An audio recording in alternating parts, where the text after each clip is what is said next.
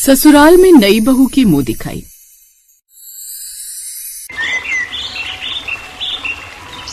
साधना पेट भरने के लिए मुखिया की हवेली में शुरू से बर्तन मांजने और साफ सफाई का काम कर रही थी, जबकि उसकी 21 साल की बेटी शिवानी शादी ब्याह में मेहंदी लगाने का काम करती थी। एक रोज, नमस्ते मुखिया काका। सदा खुश रहो कथा बिटिया। जाओ, सारी औरतें मेहंदी के लिए कब से प्रतीक्षा कर रही हैं। जी काका। शिवानी मेहंदी लेकर जाती है, जहाँ सोने की ज्वेलरी और खानदानी पहनावे में सुमित्रा अपनी बहू और बेटी के साथ बैठी थी। सबको नमस्ते। आप लोगों में से पहले कौन मेहंदी लगवाएगा? पहले मेरी बड़ी बहू रोशनी को मेहंदी लगा दो। जी माँ जी। लेकिन वो गरीब शिवानी को हीन भावना से देखते हुए इनकार करती है। नहीं, रहने दो, मुझे अपने हाथों से ये डार्क रेड कलर लगवाकर अपना एक्सपेंसिव मैनिक्योर खराब नहीं करना। पर एक सुहागन स्त्री का मेहंदी लगाने का बड़ा महत्व होता है। इससे पति की लंबी उम्र होती है। बाकी आपकी इच्छा है। हे यू, 2 कौड़ी की गरीब लड़की, ज्यादा ओवर स्मार्ट मत बनो। सरपंची को भी बस खर्चा बचाना था, तभी 3rd क्लास मेहंदी वाली को बुला लिया। तुम्हें कोई अधिकार नहीं बनता इस तरह से किसी का निरादर करने का। बेटी, अपनी बहू की तरफ से मैं क्षमा चाहती हूँ। माँ जी, अपनों से बड़ों का हाथ छोटे के आगे जोड़ता हुआ अच्छा नहीं लगता, बल्कि आशीर्वाद देते अच्छा लगता है। उसका अच्छा आचरण देखकर अमीर परिवार से ताल्लुक रखने वाली सुमित्रा को वो मन में जच जाती है और अपनी हवेली लौटते ही अपने छोटे बेटे से शिवानी की शादी की बात छेड़ती है। माँ जी, आप सोच भी कैसे सकती हैं कि वो 2 कौड़ी की गरीब सादी लड़की इस खानदानी परिवार की बहू बन सकती है? आपने उसका पहनावा देखा था? वैसा पहनावा तो हमारी हवेली के नौकर भी नहीं पहनते। माँ जी, रिश्ता अपनी बराबरी के खानदान में देखकर जोड़ना चाहिए। बड़ी भाभी बिल्कुल ठीक कह रही है। कहाँ वो गरीब लड़की, कहाँ निशांत भैया, जोड़ी भी मेल नहीं खाएगी। मैं कुछ नहीं सुनना चाहती। मैंने तय कर लिया है कि निशांत का रिश्ता मैं वहीं करूंगी। मेरा दिल कहता है कि वो टूटे मन की लड़की मेरे घर परिवार को सदा जोड़ कर रखेगी। कल हम शगुन लेकर जा रहे हैं और मुझे कोई तमाशा नहीं चाहिए। अगले दिन वो सभी बड़ी सी गाड़ियों में शगुन, गहने, जेवर, महंगे फल, मिठाई से थाली लेकर अंदर जाते हैं। जी नमस्ते बहन जी, मुझे आपकी शिवानी अपनी छोटी बहू के रूप में जच गई है। अगर आपको रिश्ता स्वीकार है तो शगुन स्वीकार कर लीजिए। क्या? मुझ गरीब की बेटी, उसकी तो किस्मत खुल गई। बहन जी, इतने ऊंचे खानदान से भला रिश्ता कौन नहीं जोड़ना चाहेगा। मुझे रिश्ता स्वीकार है। इसके बाद सुमित्रा शिवानी के सिर पर चुनरी ओढ़ाकर हाथ में फल, मिठाई, जेवर और शादी का जोड़ा देती है। कुछ ही दिनों में शिवानी और निशांत की धूमधाम से शादी हो जाती है और वो अपने अमीर ससुराल में बहू बनकर आ जाती है। उसका स्वागत करते हैं और उसके ससुराल वाले उसका गृह प्रवेश करते हैं। तभी रोशनी कहती है, वैसे देवरानी जी, तुम्हारे तो दोनों हाथों में लड्डू आ गए। आखिरकार अपनी गरीब झोपड़ी छोड़कर इतने अमीर खानदान घर द्वार की बहू जो बन गई। जेठानी जी, ये सोने के जेवर और पोशाक से बढ़कर बेशकीमती परिवार का स्नेह प्रेम होता है। बिल्कुल उचित कहा तुमने छोटी बहू। परिवार से बड़ा धन और कुछ नहीं होता। चलो बहू, तुम भी जाकर आराम कर लो, तुम थक गई होंगी ना। फिर निशांत शिवानी को अंदर ले जाता है। इधर रोशनी अपने पति सुधीर को गुस्से में आकर अपने कमरे में कहती है, देखा तुमने सुधीर, तुम्हारी माँ तुम्हारे छोटे भाई और उसकी बीवी को कुछ ज्यादा ही महत्व नहीं दे रही थी। तुम बेकार में ये सब सोच रही हो। चलो अब सो जाओ। फिर अगले दिन शिवानी अपने मायके से मिली हल्की साड़ी पहनकर के बावर्ची खाने में आती है। तुम यहाँ क्या करने आई हो? जेठानी जी, आज मेरा ससुराल में पहला दिन है तो पहली रसोई बनाने आई हूँ। दिखा दी ना गरीबों वाली जात। तुम्हें ये दर्जनों नौकर चाकर दिखाई नहीं दे रहे हैं क्या? इन्हें अचार डालने के लिए रखा गया है और अभी तुम्हारी शादी को बस 1 ही दिन हुआ है। तुमने ये जॉर्जेट की 3rd क्लास साड़ी पहनी है। जेठानी जी, ये साड़ी मेरी मायके से मिली थी। माँ ने बड़े दिल से दी थी और पहली रसोई में पकवान बनाना था, इसलिए मैंने सोचा हल्की साड़ी ठीक रहेगी, इसीलिए पहन लिया। अब तुम एक इज्जतदार खानदान की बहू हो, किसी गरीब झोपड़ी में रहने वाली साधारण सी लड़की नहीं। इसलिए अपना पहनावा चेंज करो। और ये क्या, इतने हल्के टॉप्स डाल रखे? तुम्हारी भारी ज्वेलरी कहाँ गई सारी की सारी? जी वो दरअसल मुझे उन जेवरात से भारीपन सा लग रहा था, इसीलिए उतार कर रख दिए। ओह, अभी तुम्हारी मुंह दिखाई भी नहीं हुई और तुम इतनी सिंपल सी बनकर रहोगी। अगर पड़ोस से कोई देखने वाला आ भी जाए तो हमारी कितनी इंसल्ट होगी। अगर तुम्हारे पास ढंग की साड़ी नहीं है तो मुझसे ले लो। अब वो जानबूझकर उसका अपमान करने के लिए उसे अपने कमरे में लाती है और अपनी महंगी महंगी ड्रेस से भरी अलमारी खोल करके दिखाती है। वैसे तो ये सारे कपड़े पुराने हैं, लेकिन इसकी भी कीमत लाखों रुपए में है। एक एक ड्रेस एक्सपेंसिव है। तुम इसे मेरी तरफ से तोहफा समझ कर रख लो, हिचकिचाओ मत। जेठानी जी, मैं आपके कपड़े कैसे ले सकती हूँ? ये तो आपके हैं और इन पर आपका अधिकार है। ये नहीं चाहिए मुझे। ओह, इतनी अकड़ है तुझ तो कौड़ी की लड़की में। तभी सुमित्रा कमरे में दाखिल हो जाती है। शिवानी बहू, तुम यहाँ हो और मैं तुम्हें तुम्हारे कमरे में ढूंढ रही थी। चलो चलकर एक बार अपनी मुंह दिखाई का जोड़ा चुन लो। शिवानी अपनी सास के साथ नीचे हॉल में आ जाती है, जो कि एक से बढ़कर एक मुंह दिखाई का जोड़ा दिखाते हैं। ये देखिए सुमित्रा जी, ये मुंह दिखाई का जोड़ा एकदम मॉडर्न और नए डिजाइन का है। बहू रानी पर ये बादामी रंग खूब खिलेगा। बहू, अगर तुम्हें पसंद हो तो ले लो। माँ जी, मुझे इनमें से कोई सा भी जोड़ा पसंद नहीं आया। मुझे पुराने कपड़ों से ज्यादा जुड़ाव है। बहू, ये बात तुमने मुझे पहले क्यों नहीं बताई? आओ मेरे साथ। अब वो अपनी गरीब बहू को अपने कमरे में लाती है और पुराना सा संदूक खोलती है, जिसमें बहुत ही पुराना सा सुंदर जोड़ा रखा हुआ था। बहू, ये हमारे परिवार का पुश्तैनी जोड़ा है। इसकी चुनरी का लंबा मानो हमारी शान को दर्शाता है और ये खानदानी दौर से चलते आ रहा है। वैसे तो हमारे घर की मुंह दिखाई में बहुएं इसे ही पहनती हैं, लेकिन अंतिम बार जब तुम्हारी जेठानी की मुंह दिखाई हुई थी तो उसे ये जोड़ा जचा नहीं था, इसीलिए मैंने तुम्हें भी नहीं दिखाया, मगर इसे सहेज कर रखा है। माँ जी, मुझे ये बहुत पसंद आया। अब मैं अपनी मुंह दिखाई पर इसे ही पहनूंगी। देवरानी जी, इस जोड़े की हालत तो देखो। इसका कलर कितना डल है और डिजाइन कितना ओल्ड फैशन है। जेठानी जी, पुराने पहनावे हमें हमारी संस्कृति से जोड़ते हैं। इंसान जितनी सादगी में सुंदर लगता है ना, उतना श्रृंगार में नहीं। शिवानी उस जोड़े को अपने कमरे में ले जाती है और अगले दिन मुंह दिखाई में वही पहनावा पहनकर 16 श्रृंगार करके अच्छे से तैयार होकर आती है। उसे देखते ही सभी औरतों की नजर टिक जाती है। वाह भाई वाह, सुमित्रा बहन, मान गए।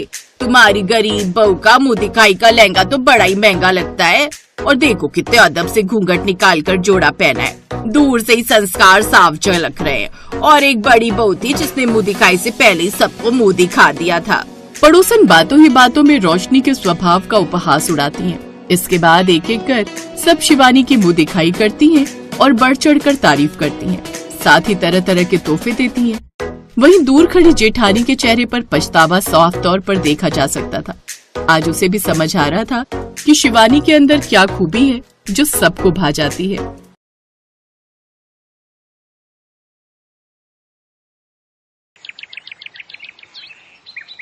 किसी गांव में विमला नाम की एक बूढ़ी औरत थी। वो अपनी गांव की सहेलियों के साथ किटी पार्टी कर रही थी। आजकल के लड़के लड़कियों का चक्कर मुझे बिल्कुल समझ नहीं आता। जिसे देखो वही लव मैरिज कर रहा है। विमला, तेरा भी तो बेटा जवान हो चुका है, देखना कहीं वो तो किसी लड़की के चक्कर में नहीं फंस गया। मैं ऐसा होने ही नहीं दूंगी। मैं अपने रोहन के लिए लाखों में एक बहू ढूंढ कर लाऊंगी और दहेज में एक मस्त गाड़ी लूंगी।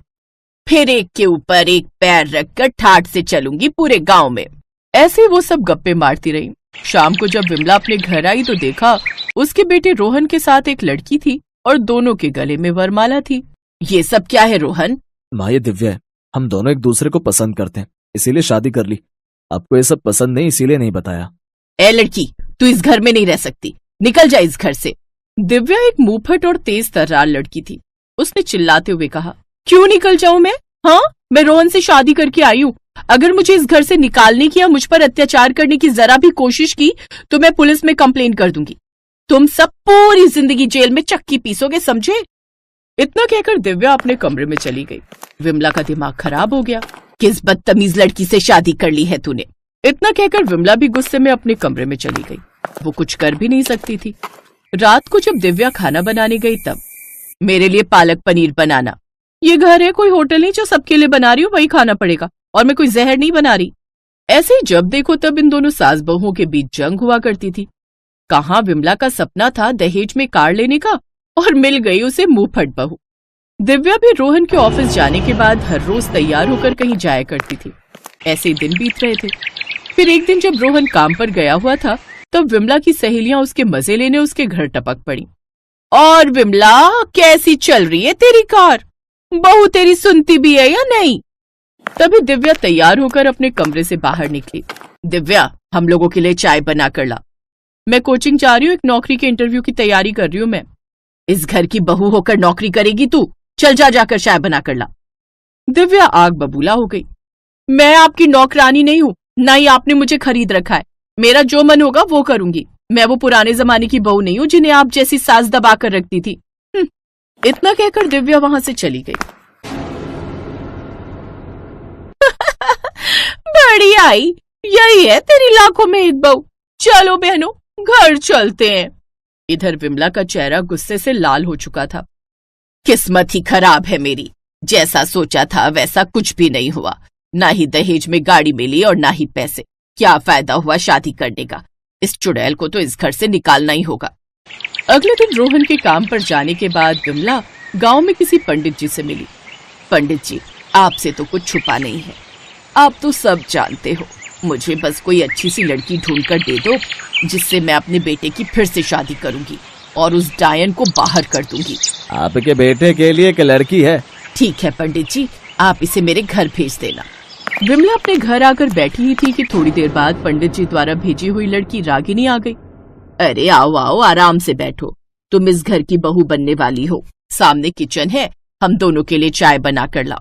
शर्माओ मत, तुम्हारा ही घर है। जी माँ जी। रागिनी चाय बनाने लगी। दिव्या ये सब बहुत देर से सुन रही थी। वो गुस्से में किचन में गई और ये मेरा किचन है, किसी अनजान को यहाँ परमिशन नहीं है, निकल यहाँ से। मुझे माँ जी ने बुलाया है, इस घर की होने वाली बहू हूँ मैं। ऐसे ही दोनों के बीच लड़ाई झगड़ा होने लगा। एक दिन तो हद ही हो गई। दिव्या, तू अब इस घर से निकल जा। तुझे न ढंग से बात करनी आती है न इज्जत करनी आती है। मैं रोहन की शादी रागिनी से कराऊं, तू निकल जा। ठीक है, अगर रोहन इससे शादी करने को तैयार है तो मैं निकल जाती हूँ इस घर से।